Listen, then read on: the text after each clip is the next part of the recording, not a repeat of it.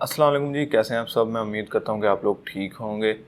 Title आप लोगों ने पढ़ लिया होगा कि क्यों हमें ज़्यादा शुगर और ब्लड प्रेशर का ख़तरा है। अगर आपने पिछली वीडियो नहीं देखी तो मैं उसका लिंक डाल दूँगा, वो वीडियो भी आप लाजमी देखें। उसमें मैंने बताया कि आखिर रूट काज़ क्या है ब्लड प्रेशर बढ़ने की, आखिर वजह क्या है। हम मेडिसिन तो लेते रहते हैं लेकिन रूट काज़ भी हमें देखनी चाहिए कि आखिर कौन सी चीज़ जो है वो मसला कर रही है जिसकी वजह से सारे मामला जो हैं वो ख़राब हो रहे हैं।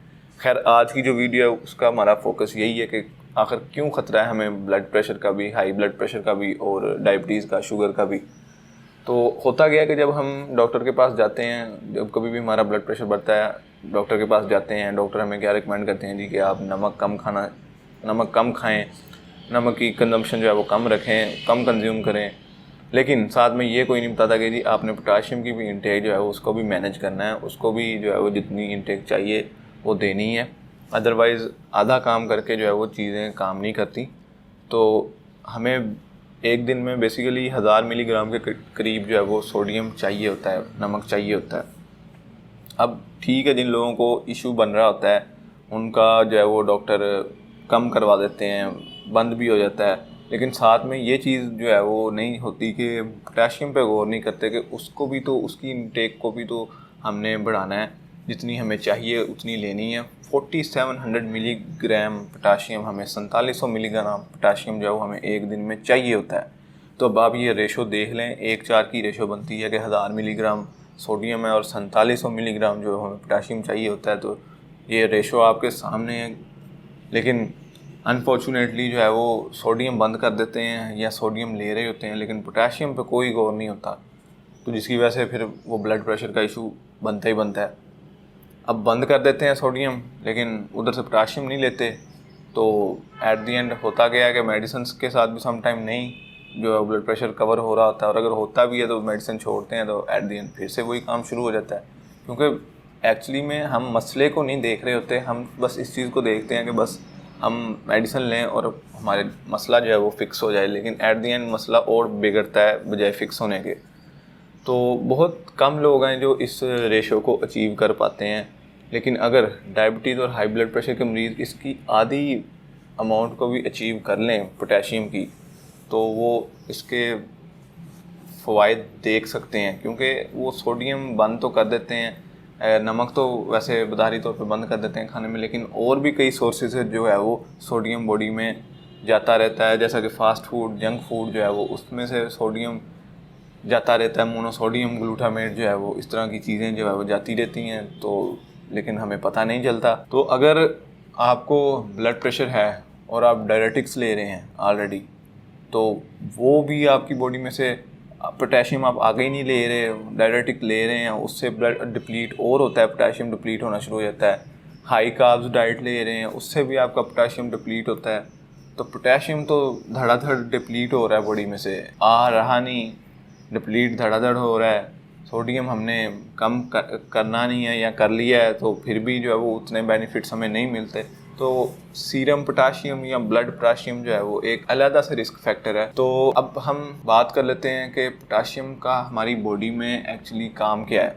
एक्चुअली में इसके बहुत सारे काम हैं, लेकिन मेन काम इसका आप देख लें कि ये ग्लाइकोजन जो है वो उसको सेल्स में स्टोर करवाता है। अब ग्लाइकोजन क्या है, ग्लूकोज मॉलिक्यूल्स हैं जो कि कंबाइंड होते हैं और स्टोर होते हैं as a stored sugar. Basically जो शुगर है वो स्टोर होती है बॉडी के सेल्स में।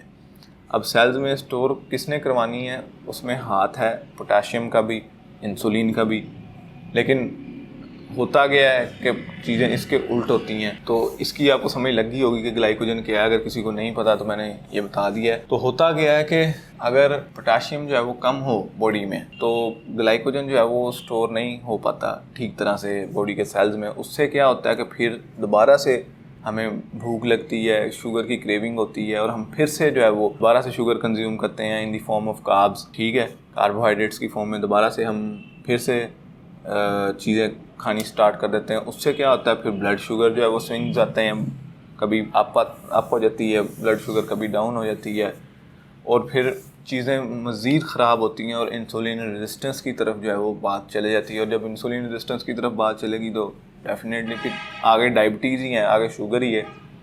तो अब ये देख लें आप चीज़ें कहाँ से स्टार्ट हो रही हैं और कहाँ पे जा रही हैं। तो जब आपको इंसुलिन रेजिस्टेंस होगी तो आपकी बॉडी जो है वो और इंसुलिन बनाना शुरू कर देगी, लेकिन ये काम नहीं करेगी।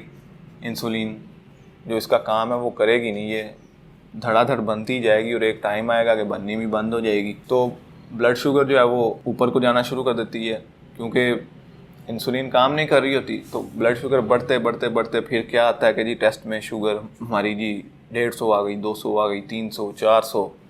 तो बहुत ज़्यादा शुगर जो है वो फिर बढ़ जाती है ब्लड में, क्योंकि कंज्यूम नहीं हो रही होती ना, इस्तेमाल नहीं हो रही होती है, लेकिन आए जा रही है, जिसकी वजह से फिर इतनी ज़्यादा बढ़ जाती है, काम इतना ज़्यादा जो है वो ख़राब हो जाता है। तो क्या होता है, जब शुगर बढ़ती है तो फिर आपकी आर्टरीज जो है वो स्टिफ होना शुरू हो जाती हैं। आर्टरीज स्टिफ हो जाती हैं तो फिर वो, अब देख लें, एक मसला दूसरे मसले के साथ रिलेट कर रहा है कि जब आपकी आर्टरी स्टिफ होती हैं तो फिर ब्लड प्रेशर जो है वो बढ़ना शुरू हो जाता है। तो उसकी वजह यही है फिर से कि पोटेशियम आप नहीं लेते, जिसकी वजह से ग्लाइकोजन स्टोर नहीं होता, आपको मज़ीद फिर से भूख लगती है, शुगर की क्रेव होती है, आप फिर से शुगर लेते हैं। इस तरह करते करते बार बार ये सर्कल चलता है, जिसकी वजह से आपको फिर ब्लड में शुगर जो है वो बढ़नी शुरू हो जाती है। फिर वो मसले जो हैं वो आगे से आगे चलते जाते हैं। खैर, अब ये एक्चुअली में पोटेशियम जो है वो आपकी जो ब्लड वेजल्स है ना, उनको इलास्टिक करता है, नरम रखता है, जिसकी वजह से आपको ब्लड प्रेशर बढ़ने के चांसेस कम होते हैं। तो एक्चुअली में तो ये किडनीज़ को भी प्रोटेक्ट करता है पोटेशियम जो है, लेकिन जब आप को कोई एंड स्टेज किडनी की डिजीज़ हो तो डॉक्टर जो है वो आपका पोटेशियम जो है वो बंद कर देते हैं। उस सूरत में तो फिर जो है वो बंद ही करना पड़ता है, क्योंकि वो टॉक्सिक हो जाता है आपके लिए पोटेशियम लेना। तो उस सूरत में तो जो है वो आप बिल्कुल नहीं ले सकते। आपका डॉक्टर आपको क्या रिकमेंड कर रहा है उस पर डिपेंड करता है, लेकिन ये उस टाइम पे जो है वो टॉक्सिक होता है। अदरवाइज़ अगर आपको किडनी डिजीज़ कोई नहीं है, आपकी हेल्दी किडनी है, तो उस टाइम पे जो है वो ये प्रोटेक्ट कर रहा होता है। वो आप देख लें कि एक ही चीज़ जो है वो एक टाइम में जो है वो प्रोटेक्ट कर रही है, एक टाइम में जो है वो आपको नुकसान दे रही है। अब डिपेंड आप पे करता है कि आप चीज़ों को किस तरह हैंडल कर रहे हैं, कि वही चीज़ें जो आपको पहले अच्छा चलाती हैं, वही चीज़ें फिर आपको जो है वो अच्छी चीज़ें भी जो है वो आपको नुकसान ही देती हैं। तो अगर थोड़ा सा कंट्रोल कर लिया जाए तो हम बहुत सारे मसलों से बच सकते हैं। तो पोटेशियम जो है आपके ये गाउट का जो रिस्क है उसको भी कम करता है। जो एक्चुअली में आपकी बिग टोई, ये जो आपके टखने से आगे वाला पाँव का हिस्सा है, उसमें जो दर्द होती है, एक्चुअली ये उस तरह की होती है, आर्थराइटिस की तरह ही। और लेकिन मुझे नहीं लगता कि कोई बंदा जो है वो, कोई शायद हो जो इस रेशो को जो है वो मैनेज कर सके, पोटेशियम की और सोडियम की। लेकिन अगर कर लेते हैं तो बहुत अच्छी बात है। और कुछ लोग करते हैं लेकिन वो बड़े गलत तरीके से करते हैं। मतलब कि जी अब पता लगा जी कि बनाना में जो है वो जी पोटेशियम बहुत ज़्यादा है, तो क्या करते हैं जी, देखते हैं जी कितना पोटेशियम है, अच्छा जी इतना है, उसको मल्टीप्लाई करते हैं 2, 3, 4, 5 केले, जितने भी वो उनका दिल करता है खाने को, या फिर जितने से वो उनकी डोजेज पूरी होती है, मल्टीप्लाई करते हैं जी, अच्छा इतने केलों से तो पूरी हो रही है, चलें जी केले कंज्यूम करें। जो कि सबसे गलत अप्रोच यही है। ये नहीं देखते कि जी उसमें शुगर का कंटेंट कितना है, नहीं, जस्ट वो देखते हैं जी पोटेशियम मिल रहा है, बस कंज्यूम करना शुरू कर दें, से हमारा काम जो है वो बन गया। यही सबसे बड़ी गलत अप्रोच है। उधर से पोटेशियम आ जाता है, बट उधर से फिर शुगर भी उतनी ज़्यादा आ जाती है कि जो जितनी ज़रूरत ही नहीं है, ज़रूरत से बहुत ज़्यादा आ जाती है, क्योंकि आपको केले में जो है वो शुगर भी काफ़ी अमाउंट तक मिल जाती है। तो बेस्ट इसका सोर्स क्या है, अब एट दी एंड मैं आपको वीडियो एंड करने लगा हूँ यही बता रहा हूँ कि अब एट दी एंड हमने लेना क्या है, हमने सलाद लेना है। सलाद में जो है वो हमें पोटेशियम का अमाउंट जो है वो पोटेशियम की ज़्यादा मिलेगी, शुगर की कम मिलेगी। उससे क्या होगा, शुगर की इनटेक कम होगी, हमें शुगर की क्रेविंग कम होगी, हम कार्ब्स कम लेंगे, हमारी बॉडी में ब्लड शुगर लेवल जो है वो नॉर्मल रहेगा, तो चीज़ें जो है वो बेहतरी की तरफ आना स्टार्ट हो जाती हैं। तो बेस्ट इसका जो पॉसिबल बेस्ट सोल्यूशन है वो यही है कि आप सलाद जो है वो कंज्यूम करें। तो उससे आपको ना सिर्फ आपका ये इशू आपका रिजॉल्व होगा, आपका ब्लड प्रेशर का भी इशू रिजॉल्व होगा, आपका शुगर का भी इशू रिजॉल्व होगा। ठीक है, तो ये अब डिपेंड करता है कि आपका जो है वो गोल क्या है और आप उस गोल को अचीव करने में किस हद तक जो है वो कामयाब होते हैं। तो यही थी आज की वीडियो। मैं उम्मीद करता हूँ कि आप लोगों को वीडियो अच्छी लगी होगी और आपको काफ़ी चीज़ों की समझ लग गई होगी और काफ़ी चीज़ें जो है वो क्लियर हो गई होंगी, मैं उम्मीद करता हूँ। लेकिन अगर फिर भी कोई आपको चीज़ क्लियर नहीं हुई तो आप नीचे कमेंट सेक्शन में पूछ सकते हैं। मैं आपको वहाँ पे बता दूंगा। अच्छा जी, अल्लाह हाफिज़।